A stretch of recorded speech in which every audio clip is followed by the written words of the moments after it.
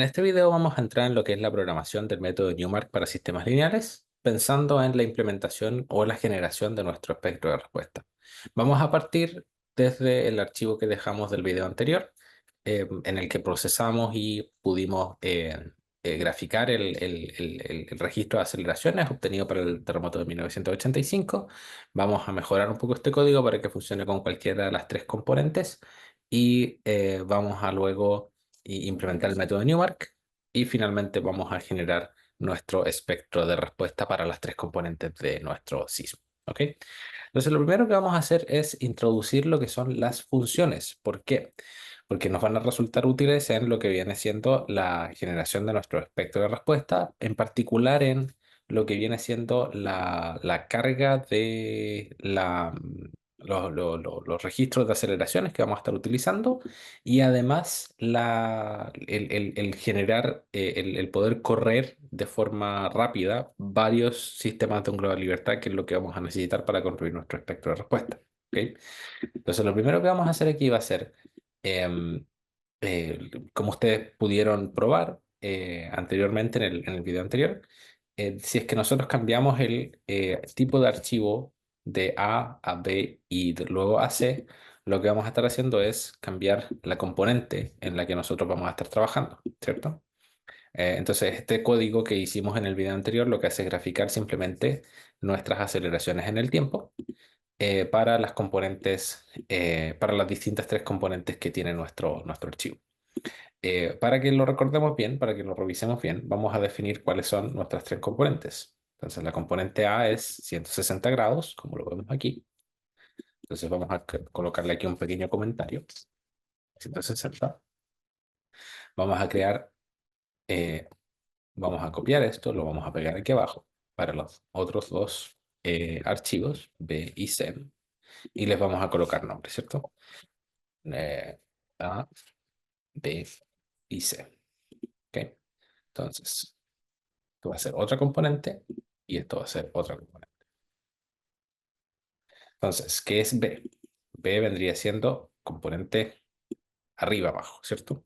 Entonces vamos a colocarlo aquí en nuestro código, colocar aquí up, y la componente C vendría siendo a 70 grados, ¿ok? Entonces vamos a colocarlo aquí en 70. Todo el resto de parámetros son exactamente los mismos, ¿cierto? Porque los archivos tienen exactamente la misma sintaxis, tienen la misma forma. Los archivos están generados de la misma manera. Tienen exactamente la misma forma que cada uno de ellos. Entonces, simplemente lo que hacemos aquí es, en lugar de leer el nombre de nuestro archivo, vamos a colocar, leer el archivo A, ¿cierto? Que vendría siendo la componente 160 grados. Y lo que va a estar haciendo esto es graficar nuestra componente A. Si es que lo cambiamos aquí a B, lo que va a hacer es graficar va a hacer cargar los datos de nuestra componente B, y si le colocamos C, va a cargar los datos de nuestra componente C, ¿ok? De nuestra componente de 70 grados. Em, para poder hacer esto de forma un poco más simple, cosa de no tener que estar cambiando, eh, porque finalmente lo que estamos haciendo aquí es simplemente cambiar el nombre del archivo en el comando que lee nuestra matriz y luego hacemos un postproceso. Entonces, para poder condensar estos datos, todo esto que estamos haciendo aquí, que vendría siendo básicamente procesar nuestra data para que sea fácil de graficar, lo que vamos a hacer es convertir todo esto en una función de MATLAB. ¿Ok? Entonces, las funciones de MATLAB pueden ser llamadas desde diferentes formas. ¿Ok? Una de las formas más simples de generar funciones es irnos al final de nuestro código y empezar a programar nuestras funciones abajo de nuestro código. En las últimas líneas de código nosotros vamos abajo y creamos una sección que se va a llamar funciones. Entonces, cualquier función que nosotros queramos llamar desde nuestro código principal, la programamos abajo al fondo en MATLAB. ¿Ok? En Python es diferente. Si es que ustedes quisieran utilizar Python, en Python esto funciona de forma diferente. Las definiciones de funciones van al principio de nuestro código en lugar del final. ¿Ok? Podemos trabajar en esos detalles. Si es que ustedes prefieren trabajar en Python, no duden en preguntar en los foros de consultas para que podamos hacer las modificaciones correspondientes de los códigos con los que ustedes estén trabajando. ¿Ok? Pero en MATLAB, por lo menos, la definición de funciones va aquí abajo. Ahora, ¿cómo definimos una nueva función? Partamos desde lo básico. ¿Qué es una función? Una función es una pieza de código que tiene variables locales dentro. ¿Ok? Entonces, solamente las variables locales que se crean dentro no van a aparecer en mi workspace, que es lo que está aquí al lado, ¿cierto? Solamente van a ser variables que van a estar guardadas por un tiempo finito, por un pequeño rato, dentro de la función que se está llamando, dentro de este pedazo de código que se está llamando, eh, y sirven para eh, crear módulos que se encargan de ciertas funciones específicas dentro de nuestro código. ¿Ok? Entonces, todo esto que nosotros estamos haciendo aquí, todo esto, todas estas líneas de código pueden ser colocadas en una función porque básicamente la función que están haciendo todas estas líneas de código es generar dos vectores, vector de aceleraciones y el vector de tiempo. ¿Ok? Entonces lo que vamos a hacer es generar una función que me va a entregar inmediatamente como valores de salida las aceleraciones y los tiempos. ¿Ok?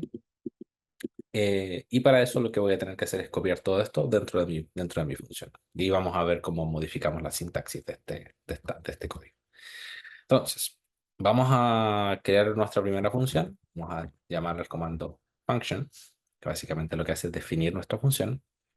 Y aquí lo que tenemos que colocar son variables de salida, los outputs de nuestra función, igual a el nombre de nuestra función. Vamos a colocarle aquí, em, coloquemos leer datos. ¿Ok? ¿Cuáles son? Y dentro del paréntesis vamos a colocar las variables de entrada. ¿Ok?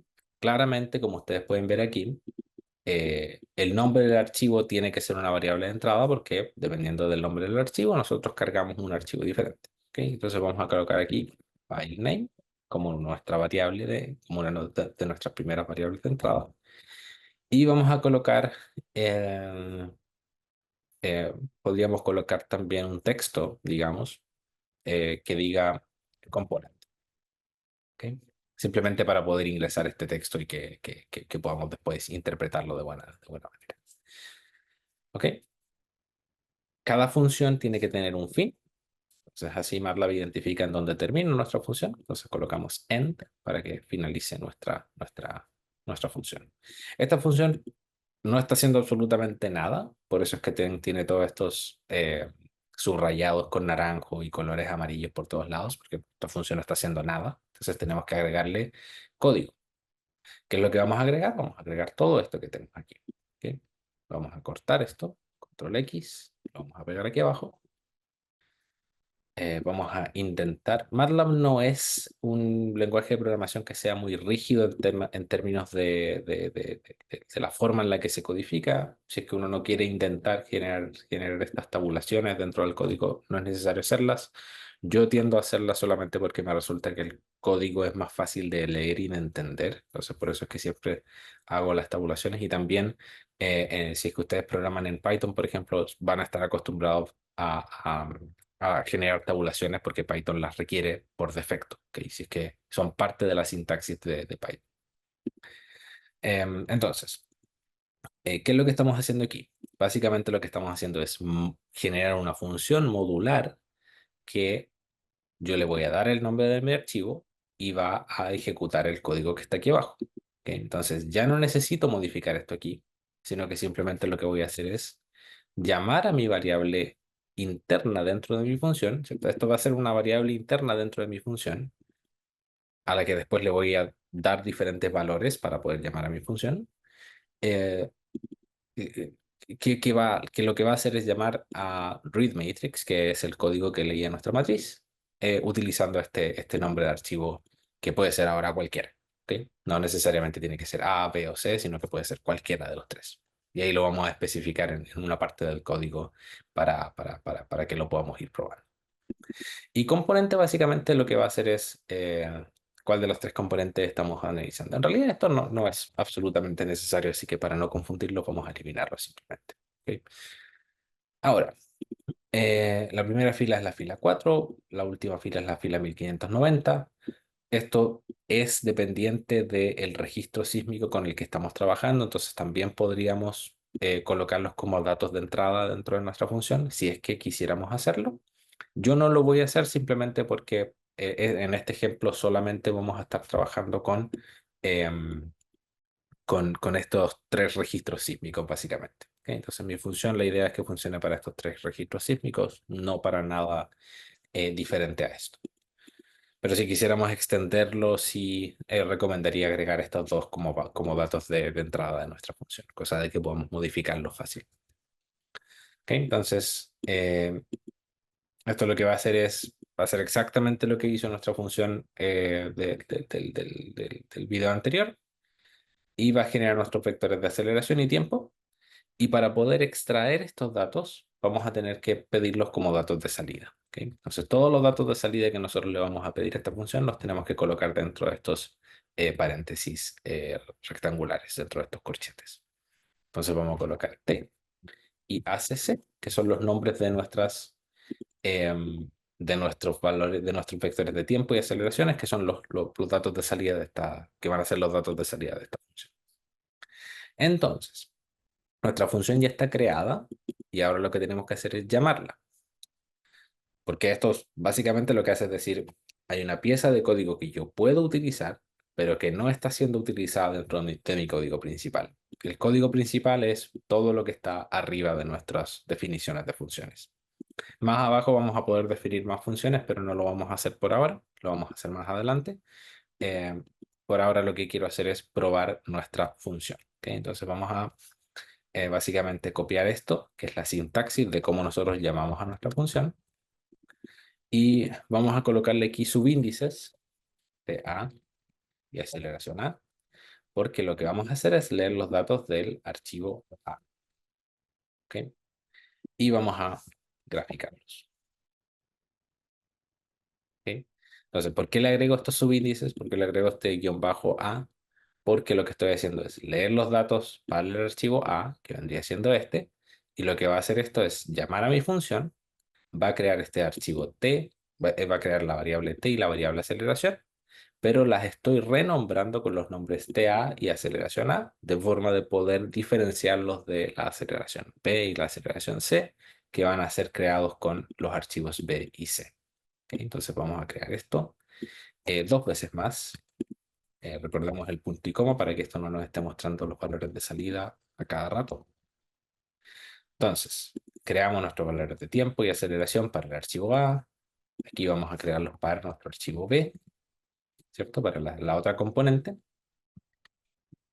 Y lo creamos para la componente Z. DC, aceleración C. ¿Ok? Entonces, ¿qué es lo que está haciendo esto? Simplemente llamar a mi función, estamos llamando a la función tres veces para diferentes archivos y estamos procesando los datos de aceleraciones en el tiempo que contienen estos tres archivos. ¿Ok? Vamos a graficarlos, vamos a crear inmediatamente aquí una figura. Entonces vamos a partir con el comando subplot, que lo había recomendado en el video anterior. Subplot lo que hace es generar una matriz en la que yo voy a poder colocar gráficos adentro. ¿Ok? Entonces, esta matriz es básicamente una matriz rectangular, tiene tantas filas, tantas columnas como uno desee, y tiene un índice que va a ser en donde yo voy a querer colocar los correspondientes gráficos que voy a ir realizando. ¿Ok? Entonces, vamos a crear un gráfico con tres filas y una columna. ¿Ok? Vamos a crear un gráfico con tres filas, una columna. Y en la posición 1 vamos a graficar las aceleraciones A, que es nuestra primera componente. Vamos a ir a nuestro segundo espacio. Vamos a llamar de nuevo al comando subplot para que sepa que estamos hablando de lo mismo. 3, 1, 2, ¿cierto? Nuestro subplot va a tener tres filas, una columna, pero ahora vamos a entrar al espacio número 2 y vamos a graficar nuestras tiempos B y aceleraciones B. ¿Ok? Y repetimos lo mismo. Bueno, ejecutemos el código a ver cuál es el resultado. ¿Ok? Antes de terminar nuestro gráfico. Por ahora, lo que tengo es esto. ¿Ok? Básicamente lo que está haciendo esto es crearme una figura con tres espacios para gráficos, ¿cierto? Tres filas, tenemos un espacio aquí, otro espacio acá y otro espacio aquí abajo. Por eso es el 3,1. El 3,1 indica tres filas, una columna. Y solamente estoy graficando en los espacios 1 y 2. Todavía me falta graficar en el espacio 3. Si es que esto lo cambio a por 3, por ejemplo, lo que vamos a ver es que nuestro gráfico va a cambiar y se va a ver así, ¿cierto? Tenemos un gráfico en el puesto 1 y tenemos un gráfico en el puesto 3. ¿Ok? Entonces vamos a completarlo, vamos a colocar este de vuelta al 2 y vamos a eh, graficar nuestras aceleraciones C en nuestro espacio 3. ¿Ok? Entonces ahora sí, como pueden ver, tenemos nuestras tres componentes graficadas en tiempo versus aceleración. ¿Ok? Vamos a hacer un cambio de unidades solamente porque personalmente no me gusta trabajar en centímetros por segundo cuadrado, que son las unidades en las que está trabajando esto. Así que, ¿qué es lo que vamos a hacer? Es em, dentro de nuestro código, dentro de nuestra función, lo que vamos a hacer es dividir nuestras aceleraciones por 981. ¿Cierto? Que eso es. Esto lo vamos a comentar aquí, vamos a colocarle aquí cambio de unidades de centímetros por segundo cuadrado a G. Y a número de veces, número de aceleraciones de gravedad, básicamente. ¿Ok? Entonces ahora, si es que ejecutamos nuestro código, eh, nuestros valores van a ir entre 0,2 y menos 0,2, que vendrían siendo valores relativamente bajos de aceleraciones de gravedad. ¿Ok? Una cosa interesante que podemos agregarle es la leyenda, que siempre es útil en estos casos porque no sabemos qué componente corresponde a cada una de estas. Si es que solamente miramos el gráfico, entonces vamos a agregarle a cada uno de estos plots una leyenda que diga cuál es la componente que estamos trabajando. Entonces, la primera es 160,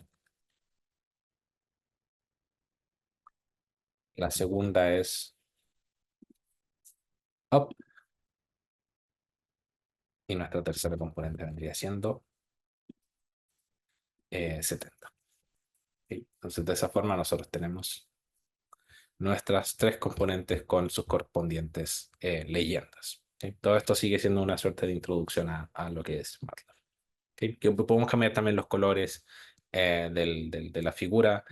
Todo esto ustedes lo pueden revisar en la ayuda del comando plot. Si ustedes le hacen clic secundario a plot y buscan ayuda, lo que se va a abrir va a ser una ayuda bastante extensa con ejemplos y todo de cómo generar gráficos en MATLAB. ¿Sí? Esto debiese ser bastante parecido a la sintaxis de Octave y también debiese ser bastante parecido a la sintaxis de Matplotlib, que es la librería para el paquete de gráficos en Python. ¿Ok? Entonces, en un siguiente video vamos a continuar a lo que vendría siendo la programación de nuestro método de Newmark y en un video posterior vamos a continuar a lo que vendría siendo la generación de nuestro espectro de respuesta. ¿Ok? Ok.